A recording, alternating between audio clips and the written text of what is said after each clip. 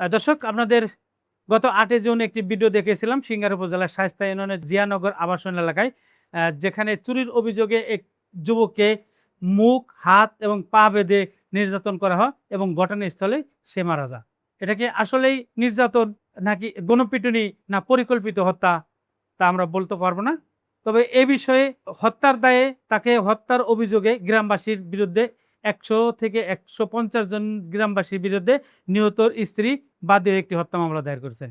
বিস্তারিত দেখুন পুরো সংবাদে। মানিকগঞ্জের সিঙ্গার উপজেলার চুরির অভিযোগে যুবককে হাত, পা ও মুখ বেঁধে গণপিটুনি মৃত্যুবরণকারী যুবক রাজীব হোসেনের স্ত্রী রূপা আক্তার বাদী হয়ে উক্ত গ্রামের প্রায় 100 থেকে 150 জনের বিরুদ্ধে অজ্ঞাতনামা আসামি করে একটি হত্যা মামলা দায়ের করেন। বুধবার 10 জুন দুপুরে বিষয়টি নিশ্চিত করেন সিঙ্গার থানার officer in charge OC Mohammad Mazharul Islam. তিনি জানান, মঙ্গলবার নিহতের স্ত্রী থানায় মামলা দায়ের করেন। মামলার অভিযোগ খতিয়ে প্রয়োজনীয় আইনগত ব্যবস্থা নেওয়া হবে। মামলার এজাহার অনুযায়ী ঢাকা জেলার নবাবগঞ্জ উপজেলার দত্তখণ্ড গ্রামের বাসিন্দা রাজীব হোসেন কৃষিকাজ করে জীবিকা নির্বাহ করতেন। গত 7 জুন রাত আনুমানিক 11টার দিকে রাতের খাবার শেষে চা পান করার কথা বলে তিনি বাড়ি থেকে বের হন। এরপর তিনি আর বাড়ি ফিরেননি। পরিবারের সদস্যরা তার মোবাইল ফোনে একাধিকবার যোগাযোগের চেষ্টা করলে নম্বরটি বন্ধ পাওয়া যায়। পরদিন সকালে স্থায়ীদের মাধ্যমে পরিবার জানতে পারে সিঙ্গার উপজেলার শায়েস্তা ইউনিয়নের বান্দাল গ্রামের বাসিন্দা হাকিম আলীর বাড়িতে রাজীবকে চোর সন্দেহে আটক করা হয়েছে। এজাহারে অভিযোগ করা হয়েছে, 8 জুন রাত আনুমানিক 2টার দিকে স্থানীয় 100 থেকে 150 জন উত্তেজিত ব্যক্তি হাকিম আলীর বাড়িতে জড়ো হয়ে রাজীবের হাত, পা ও চোখ বেঁধে গণপিটুনি দেন।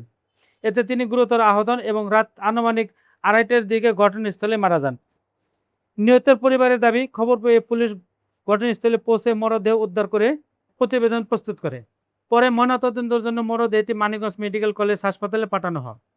ময়নাতদন্ত শেষে পরিবারের কাছে মরদেহটি হস্তান্তর করে দাফন সম্পন্ন করা হয়েছে। এলাকাবাসীর দাবি, ঘটনার রাতে হাকিম আলীর বাড়িতে চুরির ঘটনা ঘটে। অভিযোগ রয়েছে, রাজীব হোসেন ঘরের জানালার গ্রিল কেটে ভিতরে প্রবেশ করে। এ সময় তার কয়েকজন সহযোগী বাড়ির বাইরে অবস্থান করছিলেন। স্থানীয় সূত্রের ভাষ্যমতে ঘর থেকে নগদ অর্থ ও স্বর্ণ অলংকার বের করে সহযোগীদের কাছে পৌঁছে দেওয়ার সময় গৃহকর্তা হাকিম আলী বিষয়টি টের পান। বাধা দিতে গেলে তার সঙ্গে ধস্তাধস্তির ঘটনা ঘটে এবং তিনি গুরুতর আহত হন। পরে তাকে প্রথমে সিঙ্গার উপজেলা স্বাস্থ্য কমপ্লেক্স এবং পরে উন্নত চিকিৎসার জন্য সাভারের এনাম মেডিকেল কলেজ হাসপাতালে ভর্তি করা হয়। বর্তমানে তিনি চিকিৎসাধীন অবস্থান রয়েছে বলে পরিবারের সদস্যরা জানিয়েছে। গৃহকর্তার পরিবারের দাবি, চুরির অভিযোগে আটক হওয়ার পর উত্তেজিত জনতা রাজীবকে মারধর করে, এতে তার মৃত্যু হয়। তারা আরও দাবি করেন, রাজীবের বিরুদ্ধে পূর্বে একাধিক চুরি ও মারামারির অভিযোগ রয়েছে।